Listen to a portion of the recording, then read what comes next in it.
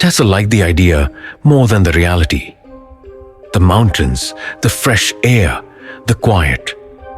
All that wilderness romance she'd read about in glossy Instagram captions and badly written romance thrillers.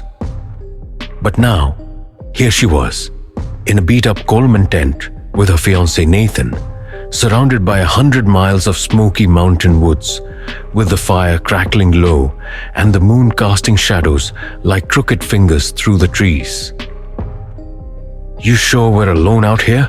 she asked, her voice light, but not quite joking. Nathan grinned and kissed her forehead. "That's the whole point, babe." They were celebrating their engagement. No cell reception, no work emails, no nagging from Nathan's mother. Just them, a couple 6 months from I do, and still trying to convince themselves they'd made the right decision. Nathan, ever the tech geek, had insisted on setting up a motion-triggered trail cam a few yards from the tent. "For a wildlife wish," he'd said, "or ghosts." He liked to joke. Tessa didn't laugh. Night fell like a shroud. The silence was unnerving, so complete it made her ears ring. Somewhere far off, an owl hooted. Closer, something skittered across leaves. Raccoon? Deer? Maybe. But as Tessa lay there, she swore she felt eyes on her, just beyond the fabric of the tent. She drifted in and out of sleep, uneasy. The next morning, the air was brisk and smelled of pine and damp earth. Nathan, excited, grabbed the trail cam and pulled up the footage on his laptop. They sat cross-legged near the fire pit, coffee mugs in hand. He scrubbed through the first few hours of footage. Nothing but wind-rustled branches and the occasional flicker of firelight. Then, at 2:12 a.m., the camera flickered to life. Nathan leaned forward. "Wait, what's that?" Tessa's blood went cold. There, just at the edge of the firelight, stood a woman, pale, barefoot, thin as a prayer. Her blue nightgown hung off her shoulders like wet paper, stained with something dark around the waist and lower hem. Her hair was long, matted, and moved slightly in the breeze, though she herself didn't seem to breathe. She was staring directly at the tent. Tessa recoiled. "Jesus Christ, that's not funny." Nathan's hand was trembling. "I didn't fake this." The woman stood there for 3 full minutes, motionless, watching. Then she began to move, not walk, glide, almost. Her bare feet never lifted from the ground. She circled the tent once, slow as death. At one point, she bent down near the entrance, as if listening. They watched helpless as the blue nightgown brushed the tent fabric. Inside, they could see the outline of their sleeping forms. Her hand reached out, the screen pixelated, glitched, then she was gone. Nathan paused the video. I didn't hear anything," Tessa whispered. "I didn't feel anything. That was last night. She was out there." They scoured the woods that morning. No footprints, no broken branches, no blood, nothing. That night, Tessa insisted on keeping a hatchet beside the sleeping bags. Nathan set the camera again. She didn't sleep. 2 a.m. silence. 2:09. A rustle. 2:13. The camera beeped. Nathan was already up watching the live feed. "She's back," he whispered. Tessa joined him, heart pounding. There she was again, closer this time. Her face. Oh God. Her face. Hollow eyes like burned out candles, skin pulled tight over high cheekbones. Lips stitched shut with black thread. The woman raised a hand, slowly, pointing at the tent. She tilted her head, and then vanished. Gone. No sound, no steps. Nathan shut the laptop. "We're leaving. First light." Tessa nodded, barely holding it together. Dawn came slow, like a sick day. They didn't speak as they packed, each movement jerky, frantic. As Nathan reached for the trail cam to retrieve the SD card, He froze. Tess? His voice cracked. What? She asked. He pointed at the base of the camera. Scratched into the bark of a nearby tree, with something sharp, maybe a rock, maybe fingernails, were words, crude but legible. Bring her back. They drove to the nearest ranger station, the SD card in hand. The ranger, a grizzled man named Maynard, took one look at the footage and went pale. That's not the first time she's been seen, he said. Not by a long shot. Who is she? Tessa asked. Maynard pulled out an old photo. It was faded, water damaged, but the face was unmistakable. Eleanor Green. Disappeared in 1983. Went camping with her husband. Only he came back. Claimed she walked off in her sleepwear and never returned. They found her nightgown 2 weeks later. Blood all over it. No body. No sign. The husband hung himself a year later.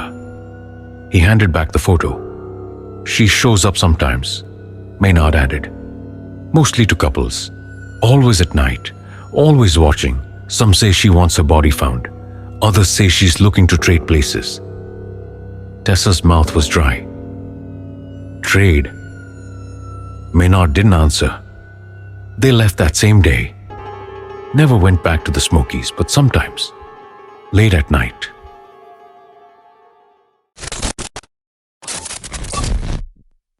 They called the YouTube channel Campfire Chronicles, a goofy little project that had somehow gained traction.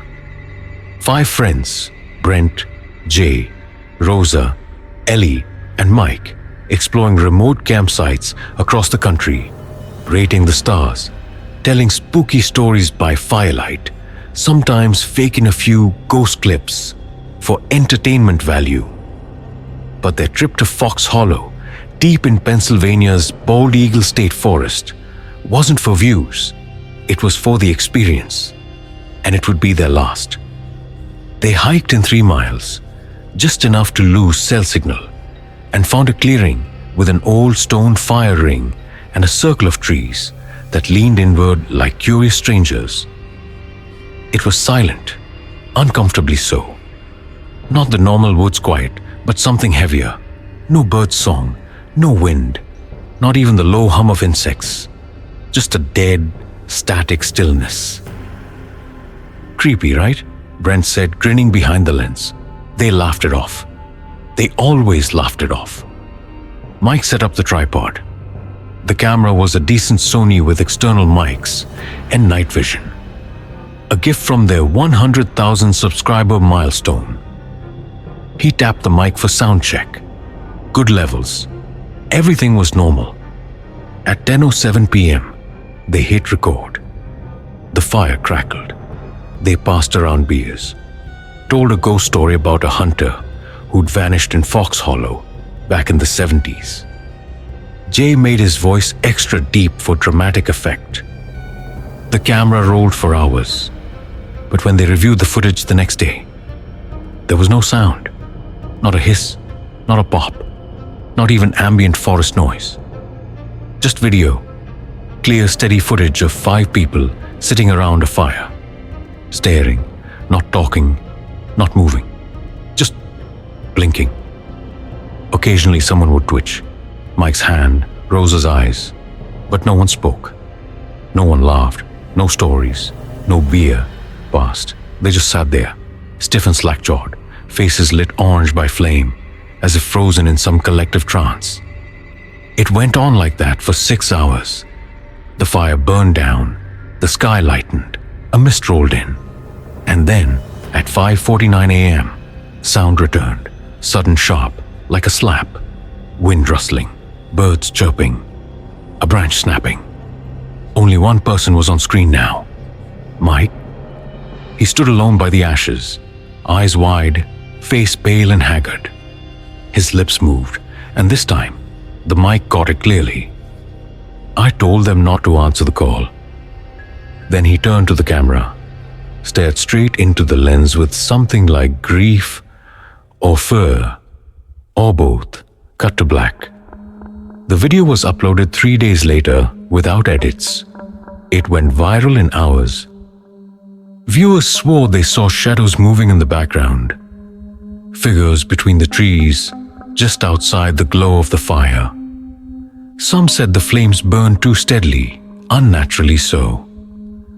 Others claimed if you watched the silent portion long enough, you could hear faint whispers, voices under the silence, like a bad radio frequency, trying to break through, but no one could explain what happened. Brent's parents filed a missing persons report. So did Rosa's sister. Ellie's job called twice before the manager gave up. Jay's wallet was found at the trailhead, sitting on a mossy rock, untouched. Mike was nowhere. He never posted again. His apartment lease in Philly expired, with mail stacked by the door, lights on, food rotting in the fridge. No sign of struggle, no Mike. A year later, a hiking couple passing through Fox Hollow found a tent. Inside were 3 sleeping bags, unrolled and used, but empty. In the cold firing, someone had left a camera, cracked but still functional. There was a note inside, scribbled in all caps on the back of an old Campfire Chronicles sticker. Do not light the fire. Do not answer. If you hear your name run, the camera contained a single file, an 8-minute video clip, no visuals, just black screen and audio. It was faint at first, a soft crackling, like a distant fire. Then came the whispers, low, curling around each other like smoke. A voice, recognizably Rosa's, spoke. We shouldn't have listened, another Jay's. I heard something, calling my name. Then Brent. It sounded like me. But it wasn't me. The last voice was Mike's again, calm, cold. The fire is the gate. It watches. It waits. It feeds when the silence begins. Static. Silence. Then a single final whisper from an unknown voice. Who's watching you now? Back on YouTube, the video still lives. Titled only Campfire Chronicles, Fox Hollow Final. It remains the channel's last post. Thousands of comments pile up. What happened to them? The silence isn't natural. At 3:21:11, you can see something standing behind Rosa. I watched it alone.